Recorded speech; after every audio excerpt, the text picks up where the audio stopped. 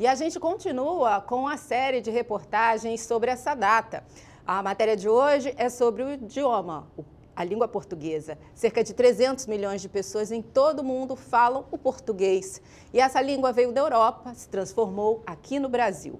Ganhou novas palavras, sotaques, com um toque verde e amarelo, influenciado pelos povos indígenas e africanos.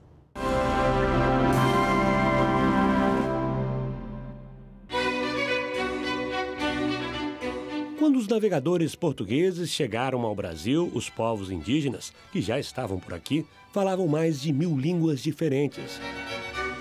Eles tinham que se comunicar com os povos que habitavam aqui.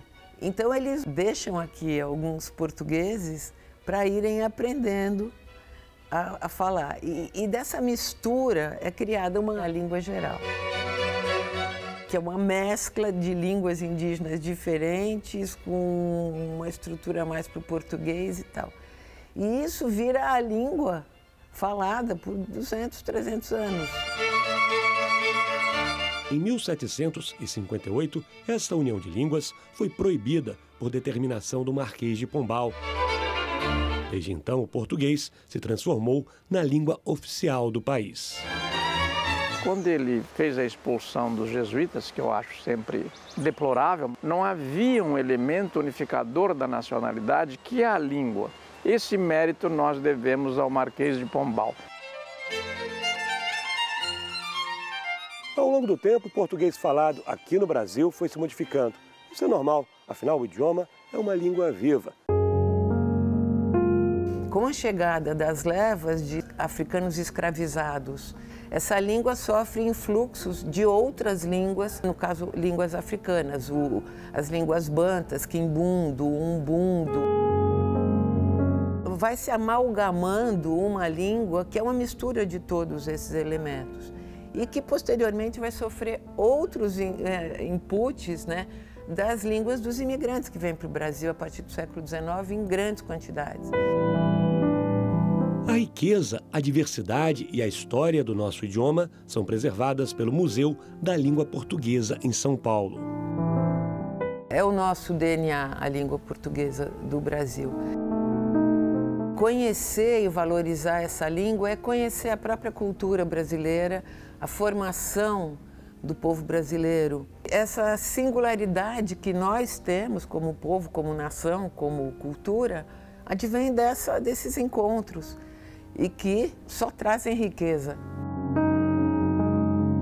Atualmente, o português é o idioma oficial de 9 países. Hoje, cerca de 300 milhões de pessoas falam português na comunidade lusófona.